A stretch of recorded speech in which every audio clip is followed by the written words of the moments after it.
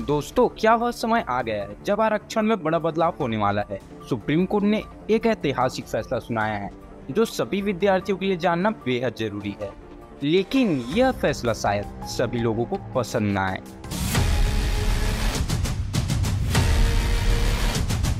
हाल ही में एक ऐसा मामला देखने को मिला है जिसमें सुप्रीम कोर्ट से यह पूछा गया कि अगर रिजर्वेशन कैटेगरी जैसे एसटी, एससी या ओबीसी का कोई उम्मीदवार है और वह एज रिलैक्सेशन का लाभ लेता है, जिसे आप आयु में छूट भी कह सकते हैं।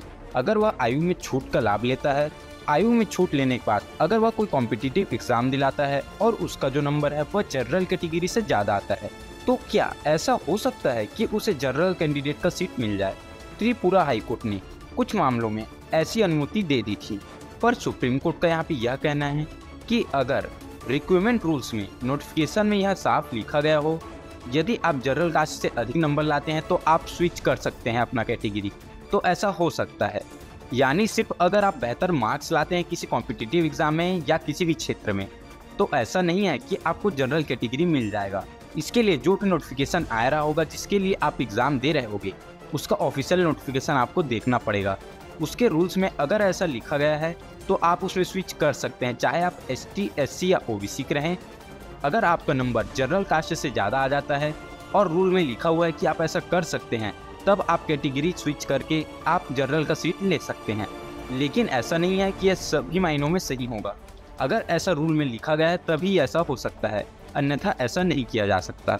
यानी जनरल का सीट लेने का जो फैसला है वह यूनिवर्सल बैन नहीं हुआ है, यह आपके रिक्रूटमेंट के नियम पर निर्भर करता है। यह फैसला सुप्रीम कोर्ट ने 9 सितंबर 2025 को सुनाया है। आपको पता ही होगा, अगर आप कॉम्पिटिटिव एग्जाम की तैयारी कर रहे होगे तो कि जो जनरल कास्ट वाले होते हैं, बहुत सारे फॉर्म्स ऐसे होते हैं जिसमें उनकी आयु 18 से लेकर 23 वर्ष तक होती है। इसके अलावा ओबीसी की जो उम्र होती है वह 26 होती है। इसके अलावा एसटी, एससी की उम्र और भी ज़्यादा होती है। मतलब एज में छूट मिलने के बाद वह ज़्यादा उम्र के होने के बावजूद फॉर्म में अप्लाई कर सकते हैं, लेकिन जनरल कैटेगरी वाले ऐसा नहीं कर सकते। लेकिन अगर आपने कोई फॉर्म डाला और उसके नियम में यह लिखा गया है कि जनरल कैटेगरी का जो एज है वह 18 से 23 वर्ष है और आप हो चुके हो 25 वर्ष के, और अगर आपने फॉर्म डाल दिया और आपके जो नंबर है वह जनरल कैटेगरी से भी बेहतर आ गए, तो ऐसा नहीं है कि आपको जनरल का सीट मिल जाएगा। अगर वह नियम में लिखा हुआ है कि आपको इसके बाद भी स्विच करने का नियम दिया जाता है, तब आप ऐसा कर सकते हैं। लेकिन अगर रूल्स में, नोटिफिकेशन में ऐसा नहीं लिखा गया है तो आप ऐसा नहीं कर सकते। आपकी एज 23 तक होगी तभी आप ऐसा कर पाएंगे। लेकिन अगर आपकी एज 23 से ज़्यादा हो चुकी है, क्योंकि आपने एज छूट का लाभ ले चुका है, तो आपको अपने कास्ट में ही रहना पड़ेगा, आप इसमें स्विच नहीं कर सकते। अब ये जो फैसला आया है वो बहुत लोगों को अच्छा भी लग सकता है और बहुत से विद्यार्थी को बुरा भी लग सकता है।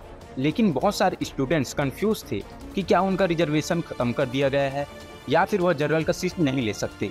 तो ऐसा बिल्कुल नहीं है, आप जनरल की सीट ले सकते हो, लेकिन आपको पहले रिक्रूटमेंट का नोटिफिकेशन देखना पड़ेगा, उसके रूल्स पढ़ने पड़ेंगे, उसके हिसाब से आप स्विच कर सकते हो। अगर रूल्स में ऐसा कुछ नहीं है तो आप कुछ नहीं कर सकते, चाहे आप जनरल से कितने भी ज़्यादा नंबर लें, आप स्विच नहीं कर सकते। और अगर रूल्स में ऐसा लिखा गया है तो आप ऐसा कर सकते हैं। यह जो फैसला लिया गया है वह एसएससी की वजह से लिया गया है। अभी हाल ही में एसएससी में ऐसा ही कुछ मामला देखने को मिला था, जिसकी वजह से यह फैसला सुनाया गया। तो अगर आप आरक्षण का लाभ लेते हैं तो आपको ये रूल जानना काफ़ी ज़्यादा इम्पोर्टेंट हो जाता है। तो दोस्तों, अगर यह इन्फॉर्मेशन आपको अच्छी लगी हो, हेल्पफुल लगी हो, तो वीडियो को लाइक कर दो और वीडियो को अपने दोस्तों तक शेयर करो। और इसी तरह की इम्पोर्टेंट नोटिफिकेशंस के लिए आप जुड़े रहें हमारे चैनल से और चैनल को सब्सक्राइब करके रखें, ताकि जैसे ही कोई और भी इम्पोर्टेंट नोटिफिकेशन आता है जॉब से रिलेटेड, तो हमारा वीडियो सबसे पहले आप तक पहुँचे। तो दोस्तों, अब हम मिलते हैं हमारे अगले वीडियो में।